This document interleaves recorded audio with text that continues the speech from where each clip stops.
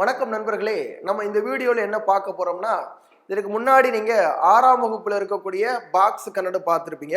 அதனுடைய தொடர்ச்சி தான் நம்ம பார்க்க போறோம். சரியா? பாக்ஸ் கன்னட இதற்கு முன்னாடி 9ஆம் வகுப்பு, 10ஆம் வகுப்பு, அதற்கடுத்து 6ஆம் வகுப்பு நம்ம பார்க்குறோம். 6ஆம் வகுப்புல இதற்கு முன்னாடி ஒரு 10 கன்னட பார்த்துருப்போம். அதற்கடுத்து அதனுடைய தொடர்ச்சியை நம்ம பார்க்கலாம். இன்றைக்கு நம்ம அதுல முதலாவதாக இருக்கக்கூடியது பார்த்தீங்கன்னா, யாரை பத்தி கொடுத்துருக்காங்க அப்படின்னா, ஒரு ஜென்ரலானதான் வாய்மொழி இலக்கியம் நாட்டுப்புற இயல் ஆய்வு அதை பத்தி கொடுத்துருக்காங்க. உழைக்கும் மக்கள் தம் களைப்பை மறக்க உற்சாகத்துடன் பாடும் பாடலே நாட்டுப்புற பாடலாகும். அப்ப தேர்வுகள்ல உங்களுக்கு அப்படியே கொஸ்டின்ஸ் ரிப்பீட் ஆகும், அப்படியே கேட்பாங்க. உழைக்கும் மக்கள் தங்களுடைய களைப்பை மறக்க உற்சாகத்துடன் பாடக்கூடிய பாடலுக்கு பேர் என்ன? நாட்டுப்புற பாடல்னு சொல்லுவாங்க. காதால் கேட்டு வாய்மொழியாகவே வழங்கப்பட்டு வருவதால் இதனை வாய்மொழி இலக்கியம் என்று சொல்லுவார். சரிங்களா? இதற்கு காதால தான் கேட்குறாங்க, வாய்மொழி பேச்சாதான் இருக்கு, எழுத்து வழக்குல அதிகமா இருக்காது. சரிங்களா? எழுத்து வழக்குல எதுனா அதிக அளவுல இதற்கு முந்தைய தலைமுறைகள்கிட்ட கேட்டு பார்த்தீங்கன்னா தெரியும். அந்த காலத்துல அதிகமான உவாதை சொல்லுவாங்க அப்படின்னு சொல்லுவாங்க. இதுக்கு இன்னொரு பேர் என்ன? உவாதை சொல்லுதல் அப்படின்னு சொல்லுவாங்க. இந்த வாய்மொழி இலக்கியம் ஏற்ற பாட்டு, ஓடப்பாட்டு முதலான தொழில் பாடல்களும், விளையாட்டு பாடல்கள், தாலாட்டு பாடல்கள் முதலியனவும் நாட்டுப்புற பாடல்களும் அடங்கும். நாட்டுப்புற பாடலை பொறுத்தளவுல கருவறையிலிருந்து கல்லறை வரைக்கும் பாடல்கள் இருக்கு. சரிங்களா? கருவறையிலிருந்து, தாயின் கருவறையிலிருந்து ஒரு குழந்தை பிறகுதுன்னா அதுல ஒரு பாடல் இருக்கு, தாலாட்டு பாடல்னு சொல்லுவாங்க. அதற்கடுத்து நாட்டுப்புற பாடல் கல்லறை பாடல் அப்படின்னு சொல்லி பார்த்தீங்கன்னா ஒப்பாரி பாடல், இதுவும் தாலாட்டு பாடல்கள் தான் வரும். ஓகேவா? இப்பாடல்கள் அனைத்தும் சு சக்திவேல் நாட்டுப்புற இயல் ஆய்வு என்ற நூலில் இடம்பெற்றுள்ளது. அப்ப நாட்டுப்புற இயல் ஆய்வு என்னும் நூலை யார் தொகுத்தவர் அப்படின்னு சொல்லி கேட்பாங்க. சு சக்திவேல் எக்ஸாம்ல கேட்டிருக்காங்க. ரொம்ப அருமையான ஒரு புத்தகமா இருக்கும்.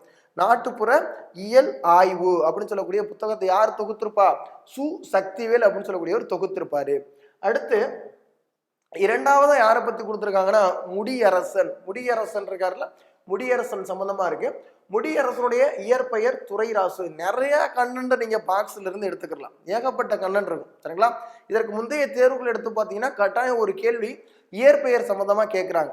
அப்ப ஒருவேளை அடுத்து வரக்கூடிய தேர்வுகள்ல முடியரசனின் இயற்பெயர் என்ன அப்படின்னு சொல்லி கேட்கலாம், இல்லாட்டா துரைராசு என்ற இயற்பெயர் உடையவர் யாரு அப்படின்னு சொல்லி கேட்கலாம். சரியா? இப்போ முடியரசனின் இயற்பெயர் யாரு? துரைராசு. பூங்கொடி, வீரகாவியம், காவிய பாவை முதலிய நூல்களை எழுதியுள்ளார். அப்ப முடியரசன் என்ற துரைராசு எழுதிய நூல்கள் என்ன? நூல்கள் என்ன அப்படின்னு சொல்லி பாத்தீங்கன்னா காவிய பாவை, வீரகாவியம், இது இல்லாம பூங்கொடின்னு எழுதியிருப்பார். பூங்கொடி, வீரகாவியம், காவிய பாவை. சரியா? இதனால் தாண்டி எக்ஸாமுக்கு அடிக்கடி அதிகமா கேட்ட ஒரு கேள்வி என்னன்னா, திராவிட நாட்டின் வானம்பாடி என்று பாராட்டப்படுபவர், திராவிட நாட்டின் வானம்பாடி என்று அழைக்கப்படுவோர் யாருன்னு சொல்லி கேட்பாங்க. சரிங்களா? முடியரசன். ஒருவேளை ஆப்ஷன்ல முடியரசன் சொல்லி இல்லாம துரைராசுன்னு சொல்லி இருக்கலாம். ஓகேவா? அதை கரெக்டா செக் பண்ணி பார்த்து ஆன்சர் போடணும். இப்பாடல் புதியதொரு விதி செய்வோம் என்னும் நூலில் இடம்பெற்றுள்ளது. இந்த பாடல் எதுல இருக்கு? அதாவது நம்மளுக்கு புத்தகத்துல கொடுக்கக்கூடிய பாடல் புதியதொரு விதி செய்வோம் என்னும் நூல்ல இடம்பெற்றிருக்கு. ஓகே, அடுத்து போயிடலாம். ஓகே, அடுத்து யாரை பத்தி கொடுத்துருக்காங்கன்னா தாராபாரதி பத்தி கொடுத்துருக்காங்க. தாராபாரதி, அந்த தாராபாரதியுடைய இயற்பெயர் என்ன? ராதாகிருஷ்ணன். தாராபாரதியின் இயற்பெயர் என்ன? ராதாகிருஷ்ணன். இவருக்கு கவிஞாயிறு என்னும் அடைமொழியும் இருக்கா. இவருக்கு என்ன அடைமொழி இருக்கு? கவிஞாயிறு என்ற அடைமொழி இவருக்கு இருக்கு. தாராபாரதியுடைய இயற்பெயர் பார்த்தீங்கன்னா ராதாகிருஷ்ணன். சரிங்களா?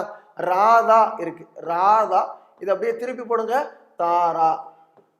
ஓகேவா? கவிஞாயிறு என்னும் அடைமொழியை இவருக்கு வச்சிருக்காங்க. அடுத்து இவர் எழுதிய நூல்கள் என்னென்ன இருக்கு அப்படின்னு சொல்லி பார்த்தா புதிய விடியல்கள், இது எங்கள் கிழக்கு, விரல் நுனி வெளிச்சங்கள். எக்ஸாம்ல அதிகமா கேட்கப்பட்ட ஒரு கேள்வி. சரியா? இது எங்கள் கிழக்கு அப்படின்னு சொல்லக்கூடிய நூல் இவர் தான் எழுதியிருப்பாரு. விரல் நுனி வெளிச்சங்கள் இவர் தான் எழுதியிருப்பாரு. அது இல்லாம புதிய விடியல்கள் நூல் இவர் தான் எழுதியிருக்காரு. ஓகேவா? அடுத்து நம்மளுக்கு புத்தகத்துல இடம்பெற்றது தாராபாரதியின் கவிதைகள் என்னும் தொகுப்புல இடம்பெற்றிருக்கு. ஓகே, இதற்கு அடுத்து யாரை பத்தி பார்க்க போறோம்? தெரிந்து தெளிவோம். தன்னாடு விளைந்த வெண்ணெல் தந்து பிற நாட்டு உப்பின் கொள்ளை சாற்றி உமனர் போகலும். தன்னாடு விளைந்த வெண்ணெல் தந்து பிற நாட்டு உப்பின் கொள்ளை சாற்றி உமனர் போகலும் அப்படின்னு சொல்லக்கூடியது எந்த நூல்ல, எந்த இலக்கியத்துல இடம்பெற்றிருக்குன்னா நற்றிணையில இடம்பெற்றிருக்கு. எக்ஸாம்ல கேட்கலாம். சரியா? அடுத்து பாலோடு கூலோடு பெயரும், பாலோடு கூலோடு பெயரும் சொல்லக்கூடியது எதுல இடம்பெற்றிருக்கு? குறுந்தொகையில. இதுனா பாக்ஸ்ல இடம்பெற்ற கேள்வி. சரிங்களா? பாக்ஸ்ல கொடுத்துருக்காங்க. அதற்கு அடுத்து பொண்ணோடு கரியோடு பெயரும், இது எக்ஸாம்ல கேட்ட ஒரு கேள்வி. டிஎன்பிசி தேர்வுல கேட்ட ஒரு கேள்வி. பொன்னோடு வந்து கரியோடு பெயரும் அப்படின்னு சொல்லுவோம். யவனப்பிரியா, மிளகு அப்படின்னா படிச்சிருப்போம். ஓகேவா? அகநானூர்ல சொல்லியிருப்பாங்க. எதுல சொல்லியிருப்பாங்க? அகநானூர்ல சொல்லியிருப்பாங்க. அதுக்கு அடுத்து ஒரு 2 டாபிக், 2 கண்ணன் இருக்கு, 2 பேரை பத்தி இருக்கு. ஃபர்ஸ்ட் இருக்கக்கூடியது வேலுநாச்சியார். சரியா? ஃபர்ஸ்ட் இருக்கக்கூடியது வேலுநாச்சியாருடைய காலம் 1730 இருந்து 1796. வேலுநாச்சியார் பிறந்த ஆண்டு எப்படின்னு சொல்லி கேட்டிருந்தாங்க. டிஎன்பிசி தேர்வுல கேட்டிருந்தாங்க. வேலுநாச்சியார் பிறந்த ஆண்டு 1730. சரியா? வேலுநாச்சியார் சிவகங்கையை மீட்ட ஆண்டு எப்படின்னு சொல்லி கேட்கலாம். 1780. 8 வருடங்கள் பாத்தீங்கன்னா திண்டுக்கலை சார்ந்த கோபால நாயக்கர் அவருடைய பாதுகாப்புல இருப்பாங்க. அடுத்து ஜான்சி ராணிக்கு முன்பே ஆங்கிலேயரை எதிர்த்து வீரப்போர் புரிந்தவர் தான் வேலுநாச்சியார். ஓகேவா? வேலுநாச்சியார் பிறந்த ஊர் பாத்தீங்கன்னா ராமநாதபுரம். விஜய ரகுநாத சேதுபதி மன்னர் அவருக்கு மகளா பிறக்கிறாங்க. இவர் கல்யாணம் பண்ணி போனது பாத்தீங்கன்னா சிவகங்கை. சரிங்களா? சிவகங்கை முத்துவடுகநாதர் அப்படின்னு சொல்லக்கூடியவங்கள கல்யாணம் பண்ணிக்கிடுவாங்க. வேலுநாச்சியாருடைய மகள் பேரு வெள்ளச்சி நாச்சியார்னு அர்த்தம். வேலுநாச்சியாருடைய மகள் பேரு வெள்ளச்சி நாச்சியார்னு அர்த்தம். அதற்கு அடுத்து வாழ்க்கை என்பது நீ சாகும் வரை அல்ல, மற்றவர் மனதில் நீ வாழும் வரை என்ற வாசகத்தை சொன்னவர் யார்? எக்ஸாம்பிள் கேட்கலாம். வாழ்க்கை என்பது நீ சாகும் வரை அல்ல, மற்றவர் மனதில் நீ வாழும் வரை தான் வாழ்க்கை அப்படின்னு யார் சொல்லியிருப்பா? அன்னை தெரசா சொல்லியிருப்பாங்க. அப்போ இந்த தனியா படிச்சுக்கிறோம். வேலுநாச்சியார் சம்பந்தமா ஒரு 3 பாயிண்ட் இருக்கு. அதே மாதிரி இந்த கொட்டேஷன்ஸ் யார் சொல்லியிருப்பா? வாழ்க்கை என்பது நீ சாகும் வரை அல்ல, மற்றவர் மனதில் நீ வாழும் வரை அப்படின்னு சொல்லி அன்னை தெரசா சொல்லியிருக்காங்க. ஓகே, அடுத்து யாரை பத்தி கொடுத்துருக்காங்க? தாயுமானவரை பத்தி கொடுத்துருக்காங்க. சரியா? திருச்சியை ஆண்ட விஜய ரகுநாத சொக்கலிங்கரிடம் தலைமை கணக்கராக பணிபுரிந்தார். சரியா?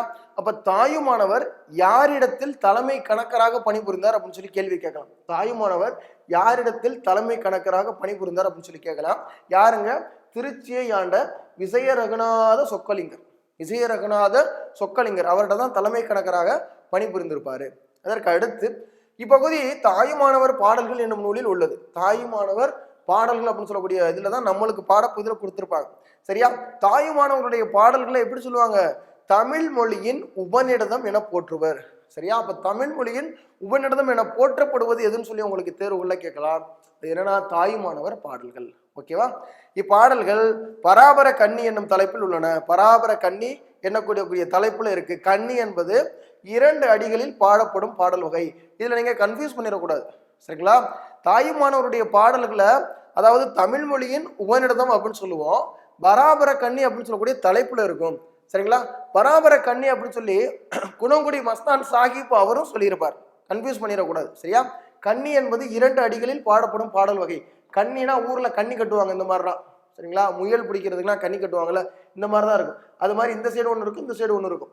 அப்ப 2 அடிகளை உடையதான் கன்னி அப்படின்னு சொல்லி அர்த்தம். சரியா? அதற்கு அடுத்து யாரை பத்தி கொடுத்துருக்காங்க?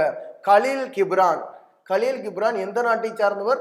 லெபனான் நாட்டை சார்ந்தவர். நம்மளுக்கு புத்தகத்துல இருக்கு, புத்தகத்துல பாக்ஸ் கொடுத்துருக்காங்க.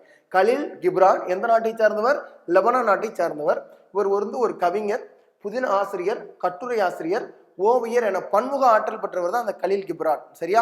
அடுத்து அம்மனுடைய பாடப்பகுதி கவிஞர் புவியரசு மொழிபெயர்த்த தீர்க்கதரிசி என்னும் நூலில் இடம்பெற்றுள்ளது. சரிங்களா? கீழ்கண்டவற்றில் புவியரசு மொழிபெயர்த்த நூல் என்னன்னு சொல்லி கேட்கலாம். சரிங்களா? கீழ்கண்டவற்றில் புவியரசு என்பவர் மொழிபெயர்த்த நூல் என்னன்னு சொல்லி கேட்கலாம். தீர்க்கதரிசி. தெரிஞ்சுக்கிறோம். ஓகே. இதுக்கு அடுத்து எஸ் ராமகிருஷ்ணன். எஸ் ராமகிருஷ்ணன் தற்கால தமிழ் எழுத்தாளர்களில் குறிப்பிடத்தக்கவர். தற்காலத்துல இருக்கக்கூடிய தமிழ் எழுத்தாளர்கள்ல குறிப்பிடத்தக்கவர் யாரை சொல்றாங்க? எஸ் ராமகிருஷ்ணன் சொல்றாங்க. நாவல்கள், சிறுகதைகள், கட்டுரை தொகுப்புகள், சிறுவர் இலக்கியங்கள் என இவருடைய படைப்புகள் நீள்கின்றன. சரியா? உபபாண்டவம், கதாவிலாசம், தேசாந்திரி, கால்முளைத்த கதைகள். இதுல கடைசி வருடம் நடந்த டிஎன்பிஎஸ்சி தேர்வுல தேசாந்திரி எனும் நூல் எழுதினது யாருன்னு சொல்லி கேட்டிருந்தாங்க. அப்ப உபபாண்டவம், கதாவிலாசம், தேசாந்திரி, கால்முளைத்த கதைகள் அப்படின்னு சொல்லக்கூடியது யார் எழுதியிருக்கா? ராமகிருஷ்ணன். எஸ் ராமகிருஷ்ணன் எழுதியிருக்காரு. அடுத்து நம்மளுக்கு கொடுக்கப்பட்ட கதை தாவரங்களின் உரையாடல் என்னும் சிறுகதை தொகுப்புல இருந்து கொடுத்திருப்பாங்க நம்மளுடைய புத்தகத்தில். சரியா? அப்ப எஸ் ராமகிருஷ்ணன் ஒரு முக்கியமான தமிழ் எழுத்தாளர். அதில் நீங்க படிச்சுக்க வேண்டியது அவர் எழுதின உபபாண்டவமா இருக்கட்டும், கதாவிலாசமா இருக்கட்டும், தேசாந்திரியா இருக்கட்டும், அடுத்து கால்முளைத்த கதைகள் அப்படின்னு சொல்லக்கூடியது எழுதியிருக்காரு. Okay okay. அதற்கு அடுத்து தேசிய விநாயகனார். கவிமணி தேசிய விநாயகனார் 20ஆம் நூற்றாண்டில் வாழ்ந்த. எந்த நூற்றாண்டுல? 20ஆம் நூற்றாண்டில் வாழ்ந்த கவிஞர். 36 ஆண்டுகள் பள்ளி ஆசிரியராக பணியாற்றியவர். இதுவே நீங்க ப்ரீவியஸ் இயர் கொஸ்டின்ல நிறைய டைம் பார்த்திருப்பீங்க. பள்ளி ஆசிரியராக கவிமணி தேசிய விநாயகம் பிள்ளை எத்தனை ஆண்டுகள் பணியாற்றினார் அப்படின்னு சொல்லி கேட்பாங்க. 36 ஆண்டுகள் பணியாற்றி இருப்பார். எத்தனை ஆண்டுகள்? 36 ஆண்டுகள் பணியாற்றி இருப்பாரு. சரியா? கவிமணி என்னும் பட்டம் பெற்றவர், எல்லாருக்கும் தெரிஞ்சதுதான். ஆசிய ஜோதி ஆங்கில மொழியில் எட்வின் அர்னால்டு என்பவர் எழுதிய லைட் ஆஃப் ஏசியா என்னும் நூலை தழுவி எழுதப்பட்டது. சரியா? ஆசிய ஜோதி, லைட் ஆஃப் ஏசியா, அவ்வளவுதான். ஜோதினா உங்களுக்கே தெரியும், லைட் அப்படின்னு சொல்லி அர்த்தம். ஆசிய ஜோதி ஆங்கில மொழியில யார் எழுதியிருப்பானா எட்வின் அர்னால்டுன்னு சொல்லக்கூடியவர் எழுதியிருப்பார். லைட் ஆஃப் ஏசியா அப்படின்னு சொல்லக்கூடியத எட்வின் அர்னால்டு எழுதியிருக்காரு. அடுத்து இந்நூல் புத்தரின் வரலாற்றை கூறுகிறது. யாருடைய வரலாற்றை கூறுது அப்படின்னு சொல்லுவாங்க? புத்தருடைய வரலாற்றை கூறுது. அப்ப கவிமணி தேசிய விநாயகம் பிள்ளை ஃபர்ஸ்ட் உங்களுக்கு தெரியும். அவர் எத்தனை வருடங்கள் பள்ளி ஆசிரியராக இருந்தாரு? 36 வருடங்கள் பள்ளி ஆசிரியராக இருந்திருக்காரு. எந்த நூற்றாண்டை சார்ந்தவராக இருக்கிறாரு? 20ஆம் நூற்றாண்டை சார்ந்தவராக இருக்கிறார். அதே மாதிரி எட்வின் அர்னால்டு என்ன எழுதியிருக்காரு? லைட் ஆஃப் ஏசியான்னு சொல்லி எழுதியிருக்காரு. அதை தழுவி எழுதப்பட்டது ஆசிய ஜோதின்னு சொல்லக்கூடியது. யாருடைய வரலாறு சொல்லுது? புத்தரின் வரலாறை சொல்லுது. ஓகேவா? அதற்கு அடுத்து பார்க்கக்கூடியது பாரதிதாசன். ரொம்ப முக்கியமானது. நீங்க டிஎன்பிசி தேர்வுகள்ல பாரதிதாசன் கொஸ்டின் இல்லாம இருக்காது. அந்த பாரதிதாசனுடைய இயற்பெயர் என்னங்க? சுப்புரத்தினம். சரியா? பாரதியாரின் கவிதைகள் மீது கொண்ட பற்றின் காரணமாக தம் பெயரை பாரதிதாசன் என மாற்றிக்கொண்டார். எல்லாருக்கும் தெரிஞ்சதுதான், நிறைய டைம் நம்மளும் படிச்சிருப்போம். அடுத்து தம் கவிதைகளில் பெண் கல்வி, கைம்பெண் மறுமணம், பொது உடைமை, பகுத்தறிவு முதலான புரட்சிகரமான கருத்துக்களை உள்வாங்கி பாடியுள்ளார். இவருடைய நூல்கள் எல்லாத்துலயுமே யார் பத்தி இருக்கும்? புரட்சிகரமான கருத்துக்கள் இருக்கும். புரட்சிகரமான கருத்துக்கள் இருக்கும். அதுல கைம்பெண் மறுமணம், பெண் கல்வி, பொது உடைமை, பகுத்தறிவு முதலான கருத்துக்கள் இருக்கும் சொல்லியிருக்காங்க. சரியா? எனவே இவர் புரட்சி கவி என்று அழைக்கப்படுகிறார். இவரை பாவேந்தர் என்றும் போற்றுவர். இவருக்கு ஒரு பேர் என்ன? பாவேந்தர் பாரதிதாசன். இவருக்கு புரட்சி கவி அப்படின்னு சொல்லி அழைப்பாங்க. பெண் கல்வி, கைம்பெண் மறுமணம், பொது உடைமை, பகுத்தறிவு முதலான புரட்சிகரமான கருத்துக்களை உள்வாங்கி பாடியுள்ள கவிஞர் யாருன்னு சொல்லி கேட்கலாம். அது பாரதிதாசன். சரிங்களா? பாரதியார் மீது கொண்ட பற்றின் காரணமாக தன்னுடைய பெயரை பாரதிதாசன் என மாற்றிக்கொண்டவர் யாருன்னு சொல்லி கேட்பாங்க. அதுவும் பாரதிதாசன். சரியா? இவருடைய இயற்பெயர் பொறுத்தளவுல சுப்புரத்தினம் சொல்றதுதான் இவருடைய இயற்பெயரா இருக்கும். சரியா? நம்ம இந்த வீடியோல என்ன பார்த்தோம்? அதே 6ஆம் வகுப்புல இருக்கக்கூடிய பாக்ஸ் கன்னட தெளிவா படிச்சுக்கிறேங்க. சரிங்களா? உங்களுக்கு சின்ன சின்ன கன்னடா தான் நான் உங்களுக்கு கொடுக்குறேன். 6ஆம் வகுப்புல இருக்கக்கூடியது எல்லா வகுப்புலையும் நான் உங்களுக்கு கொடுக்குறேன். சரிங்களா? இதற்கு அடுத்து 7ஆம் வகுப்பு, 8ஆம் வகுப்பு, 9ஆம் வகுப்பு, 10ஆம் வகுப்பு, 6ஆம் வகுப்புலவே இன்னமும் முக்கியமானது சிலது இருக்கும். அதான் இதற்கு அடுத்து வரக்கூடிய வீடியோல நான் கட்டாயம் உங்களுக்கு சொல்றேன். சரியா? இது வரைக்கும் 6ஆம் வகுப்புல எத்தனை பார்த்துருக்கோமோ அது தனியாவே நீங்க ஒரு நோட் போட்டு எழுதி வச்சுக்கிறீங்க. அடுத்து வரக்கூடிய வீடியோல இதே மாதிரி பாக்ஸ் கன்னடோட நான் சந்திக்கிறேன். நன்றி, வணக்கம், வாழ்க வளமுடன். நன்றி.